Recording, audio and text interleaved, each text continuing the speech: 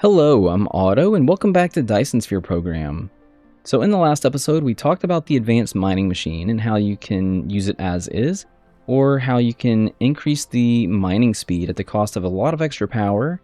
We also talked about how you can, in addition to the advanced mining machine, use the old miners to get a little bit of extra ore extraction. So in this episode, we're going to be heading to the black hole to take on the dark fog over there. We're going to be chasing the unipolar magnets, that way we can make the plane smelter. So we're going to activate that. And there are some pros and cons to the plane smelter. The downside is that these builds are actually too large. We can only bring in 30 items per second per belt at the moment. And the plane smelter will actually gobble that up a lot faster than it can actually spit it out, so we would need to reduce these builds by half.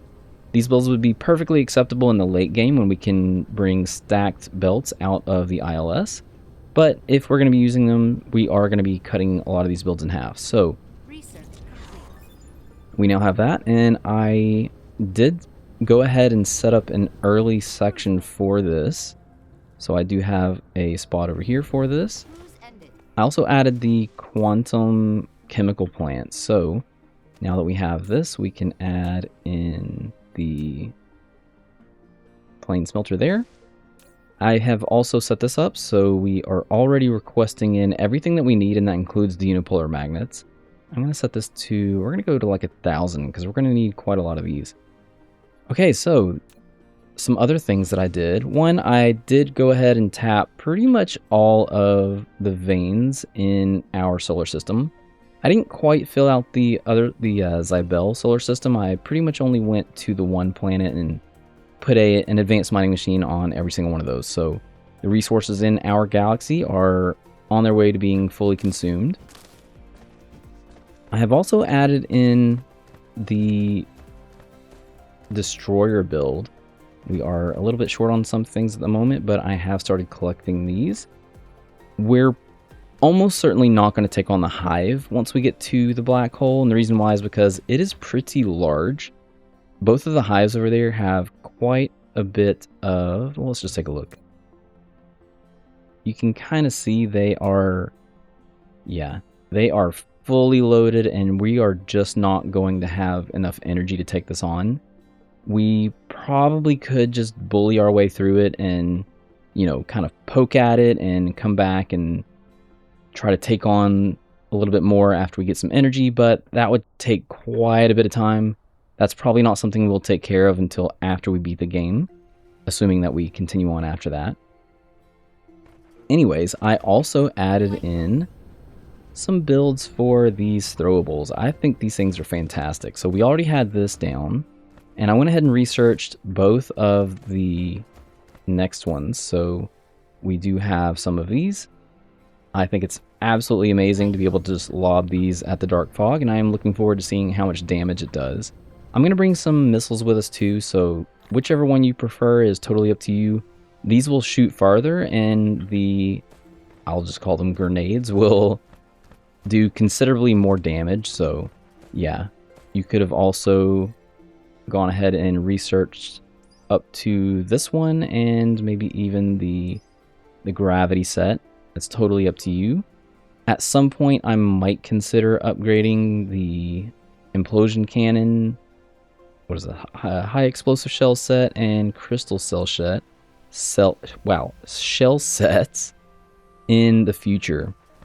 So I would highly recommend keeping some offensive items on you. So the attack drones, the precision drones, the corvettes, and the destroyers, definitely keep a lot of this on you. And if you're going to be populating some other planets, I would also bring in some missile turrets, some extra fusion power plants, and some advanced miners, as well as, some of the other stuff. The Babs, the planetary shield generators, the signal towers.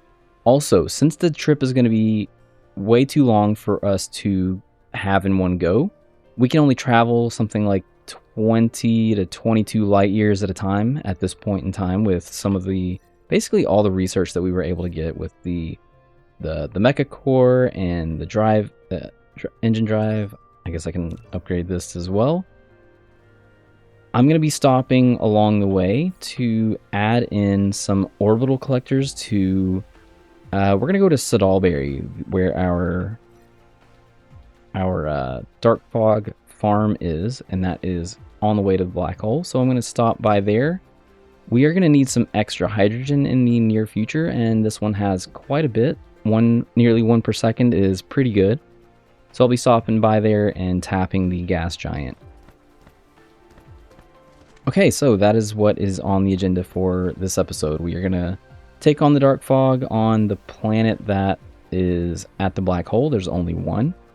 We are going to tap a gas giant along the way, and yeah, then we're going to come back here and maybe make a build for the new smelter. And we're also going to start upgrading. So I obviously have not been upgrading anything in the base. We are still using the Mark II assemblers. And yeah, so I am going to actually upgrade my power generation, because that will significantly help on the trip to the black hole. And yeah, so I will see you as you know what, we're gonna go to the gas giant first, so we'll touch base on that one a little bit. Okay, so now that we are almost done with this gas giant, I need to remember to turn my bots back on, because it is much faster to shift click these and place them than it is to have the bots do it. So that is everything we need for the bots. And we don't quite have the energy just yet, but I am going to hold off a little bit, and then we are going to head to the black hole. Okay, so we are about 18.5 astronomical units away from the dark fog. I was just collecting a little bit more energy. So something that the black hole.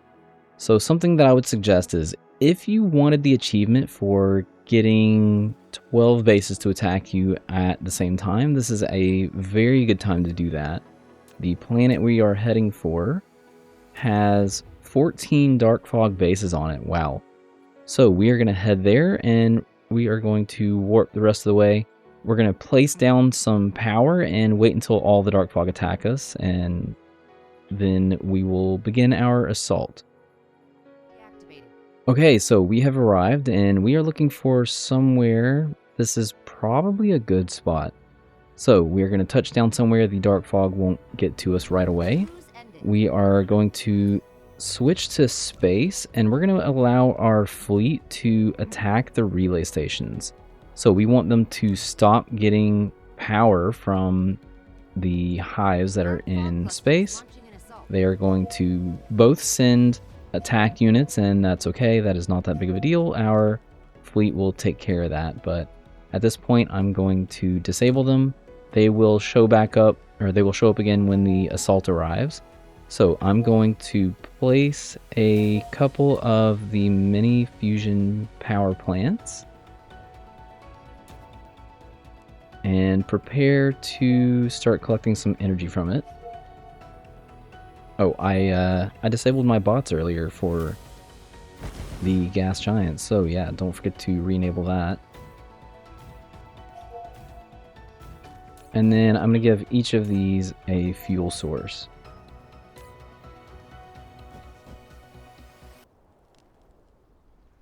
We might have to attack the dark fog a little bit. Yeah, we can coax them a little bit into assaulting us. So we're gonna start poking the bear. We actually, both of these, we're gonna start lobbing grenades or shooting missiles at some of these bases to kind of encourage the threat process for the other bases on our...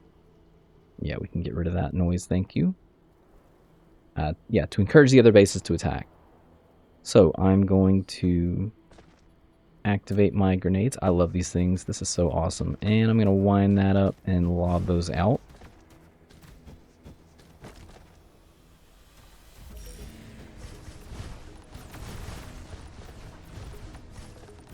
Oh yeah, threat level is definitely rising.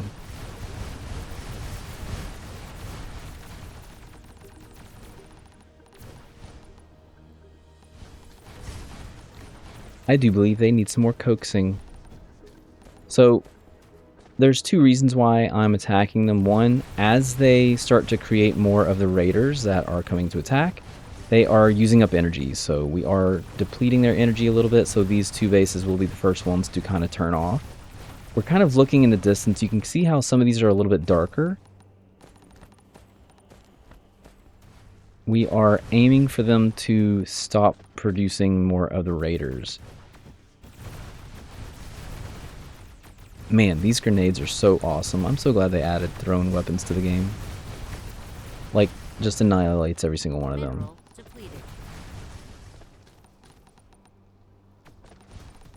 And we should be getting attacked any minute now. Yeah, 95% for the... Nope! Okay, these are not out of energy. I thought they were. They become noticeably darker, so you can certainly tell.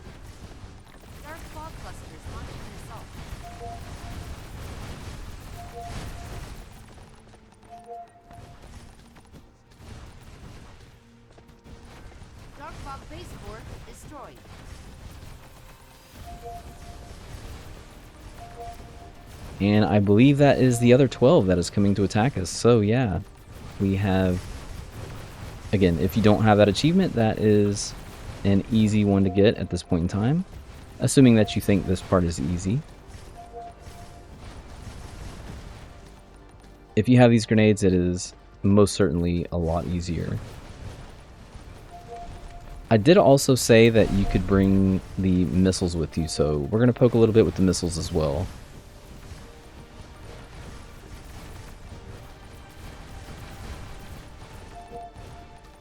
Something else you can do if you see that some of your vessels are low, you can disable them and re-enable them and they will all heal to full. That is awesome advice, if I do say so myself.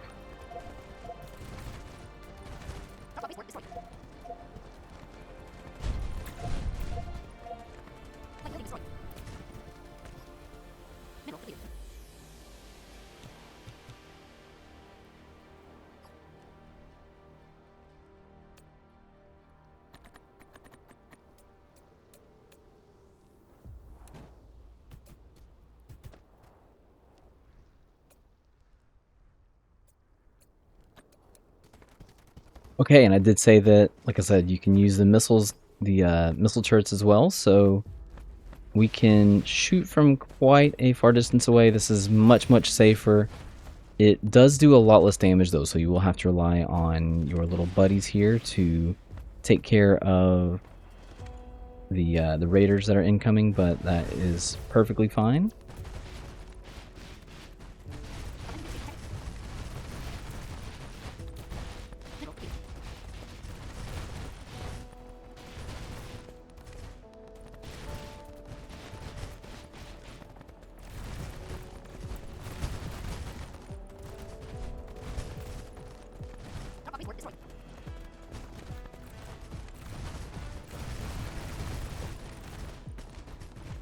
Yeah, I like using the grenades a lot more. These things are fantastic. I mean, to be fair, we don't have the top missile, the missile sets, but we can aim right in there, and if we can actually land on the baseboards, yeah, we can take those out in a couple of hits.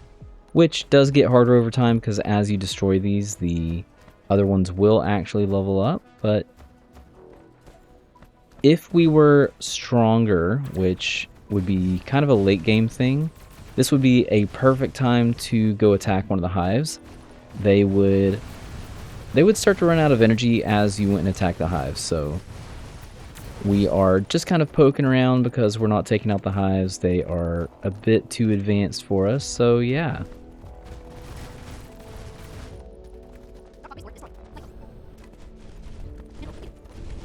You can see they are a lot darker once they have run out of energy. They are all lit up with energy. We still want to stay back though because the turrets will take us out. We also want to be cautious of our power area, wherever that was, back here somewhere. The dark fog will come and attack us at some point, so let's we don't have to worry about it right now. There's not really a lot of threat, but it is just something to keep in mind.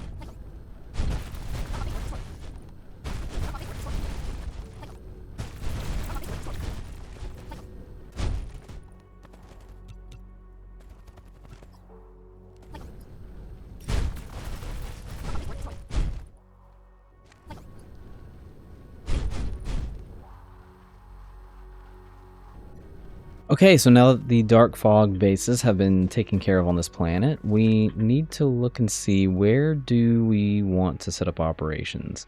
So I think over here is probably a good spot. We are going to use the blueprint that we made in the last episode so that we can mine from here and still bring in some defenses. So that is going to be the mining planet blueprint. We want to keep the ILS kind of away from some of the nodes. We can't have the advanced miners be too close, so this is probably about as close as we're going to get. Insufficient materials.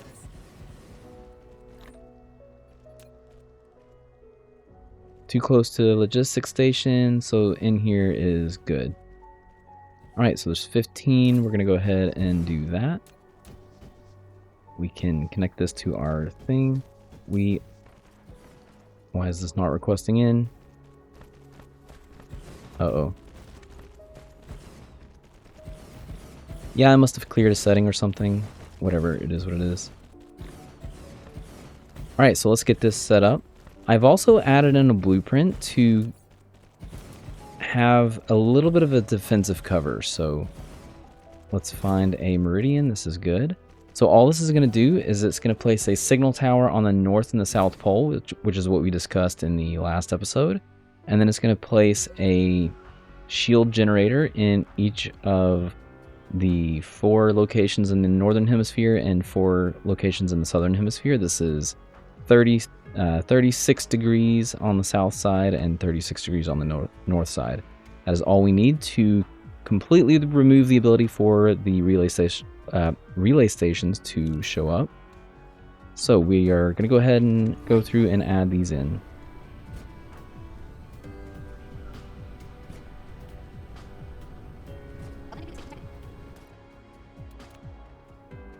Looks like we do have a relay station coming in, so hopefully this will be taken care of by our missile turrets, but if we do not have... we kind of don't have any power, so it's probably not. We might have to engage our space fleet. Yeah, let's just get the space fleet out. There we go. Okay, so we're going to remove this. We don't want to have the attack relay station enabled if we show up to, for instance, one of the combat areas where we're actually farming the dark fog. Because if we got rid of the relay stations, then that would completely destroy any dark fog farming that we have. So yeah, it's a good idea to not necessarily have that on all the time.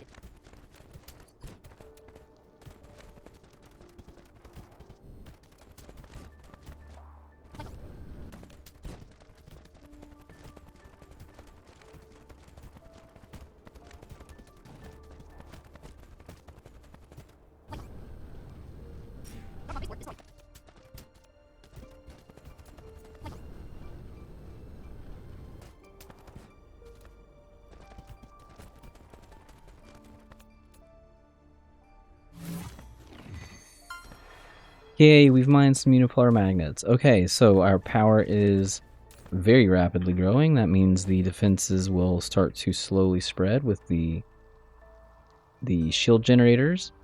And I'm going to go through and add a couple more of the geothermal power plants, and then we are going to head out. Okay, before we head back, my goodness, this is one of my favorite parts, seeing all of the vessels warping in between the different solar systems. That is wild that you can just look up in the sky and see this going on in your game.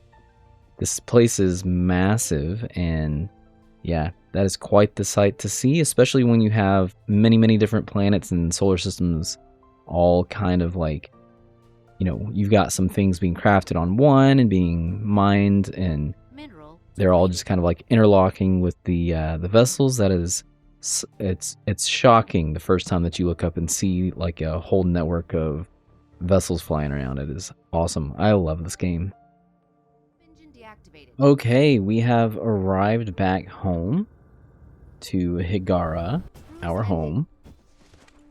And yeah, I said we were going to make an updated smelter build, but I think we're going to save that for the next episode.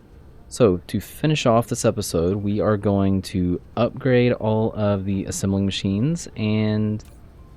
Ooh, I have 1,000. Nice. The assembling machines and the quantum chemical plants. Oh, I should have made more than 100. Good thing for buffers. Okay, so we are going to start on one side. I'm obviously not going to bore you with all this, but this is just kind of the way that I keep track of things. It's kind of hard to tell the difference between the Mark II and the Mark III sometimes, so one thing that I like to do is we are taking off the belts and the sorters. We certainly don't want to be upgrading the sorters because we have the Mark III sorters here, and these are always outputting with the pile sorters. If you just wanted to exclusively use pile sorters, that is perfectly fine. That is not something that you need to be too anal with. Like, it is completely perfectly fine to do that. So we're going to do the upgrading basically the same way that we tear things down, but we're going to try to be more cautious and comb through and just make sure that everything that we want to upgrade, we are actually upgrading. So we're going to be upgrading both the the processors, and we are going to be, wow, not the processors, the assembling machines, there we go, and the chemical plants. So we do have a few chemical plant builds. One of them is the, well, here's one, plastic.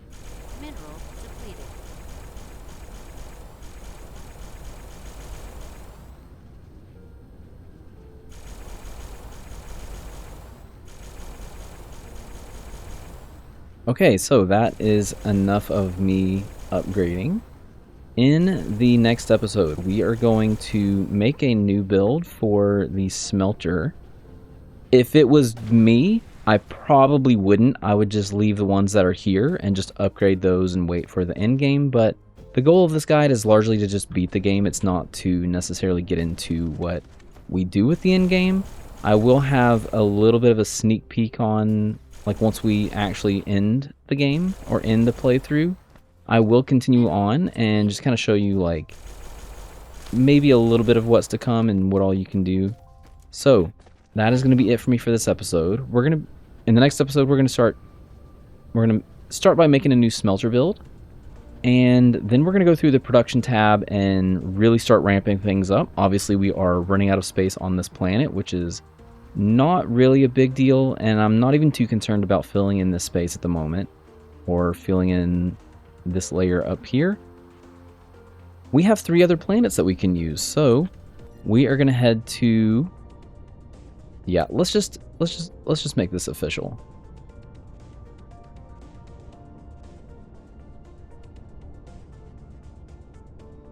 I've been calling it Planet 2, we might as well rename it Planet 2. So we're going to head to Planet 2 in the next episode and start dropping different builds like crazy.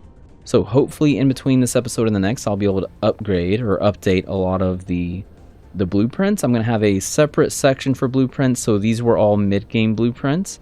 I'm going to have a late-game blueprint, and then we'll make a late-game smelting blueprint. Not to be confused with end-game, because in my opinion, late-game ends once we beat the game, and end-game starts pretty much, I would, a lot of people like to say the game starts when you beat the game. So yeah, we are very near the end of this guide, and anyways, that's enough rambling from me. I will see you in the next episode, and thanks for watching.